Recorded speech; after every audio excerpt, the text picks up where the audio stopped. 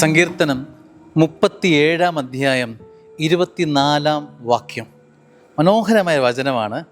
അവൻ വീണേക്കാം, എന്നാൽ അത് മാരകമായിരിക്കുകയില്ല. കർത്താവ് അവൻ്റെ കയ്യിൽ പിടിച്ചിട്ടുണ്ട്. സ്നേഹമുള്ളവരെ, വീണ് കഴിയുമ്പോൾ ജീവിതം തീർന്നു എന്ന് തോന്നേണ്ട. അത് മാരകമായിരിക്കില്ല. കാരണം കർത്താവ് അവൻ്റെ കയ്യിൽ പിടിച്ചിട്ടുണ്ട്.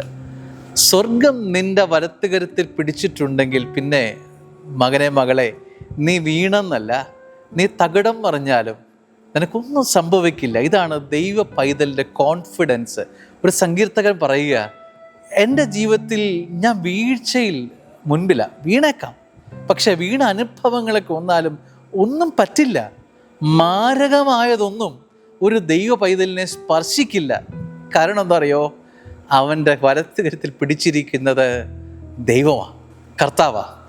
ദൈവ പൈതലെ, നിൻ്റെ വലത്തുകരത്തിൽ കർത്താവ് മുറുകെ പിടിച്ചിട്ടുണ്ടെന്ന് നീ വിശ്വസിക്കാമോ? ഈ പ്രഭാതത്തിൽ എന്തൊരു സ്നേഹമാണ് സ്വർഗം നിൻ്റെ ജീവിതത്തിൽ നിറയ്ക്കാൻ പോകുന്നത് നിനക്കറിയാമോ? നീ അറിയാതെ തന്നെ ഒരു വലിയ സംരക്ഷണത്തിൻ്റെ കവറേജിൽ നിൽക്കുന്നതായി നിനക്ക് തോന്നും. അപ്പോൾ ഈ വചനം അങ്ങ് ഹൃദയപൂർവ്വം ഏറ്റെടുക്ക്. കർത്താവെ, ഞാൻ വീണാലും മാരകമായതൊന്നും എനിക്ക് സംഭവിക്കില്ല, കാരണം നീ എൻ്റെ വലത്തുകരത്തിൽ പിടിച്ചിട്ടുണ്ട്. പറഞ്ഞിട്ട് ഇറങ്ങിക്കോ. ജീവിതത്തിൻ്റെ ഏത് അനുഭവങ്ങൾക്ക് ഇന്ന് പൊക്കോ, ഒന്നും നിനക്ക് പറ്റില്ല. എഴുന്നേറ്റ് ഈ കട്ടിൽ നിന്ന് എഴുന്നേൽക്കുമ്പോൾ തന്നെ ഈ വചനം അങ്ങ് ഹൃദയത്തോട് ചേർക്കണം. കർത്താവെ, ഞാൻ ഇന്ന് ചിലപ്പോൾ വീണേക്കാം, എനിക്കൊന്നും മാരകമായൊന്നും എനിക്ക് സംഭവിക്കില്ല. കാരണം എന്താ അറിയാമോ?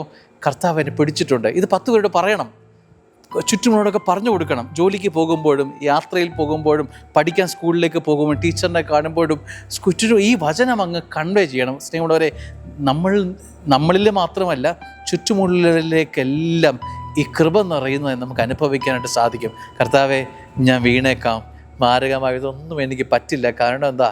കർത്താവ് എന്നെ പിടിച്ചിട്ടുണ്ട്. എന്തൊരു കോൺഫിഡൻസ് ആണ്, ഭയങ്കര സന്തോഷം, വലിയൊരു എനർജി ഈ പ്രഭാതത്തിൽ ജീവിതത്തിൽ നിറയുന്നതായി അനുഭവിക്കാൻ സാധിക്കും. ദൈവം അനുഗ്രഹിക്കട്ടെ. ആമേൻ.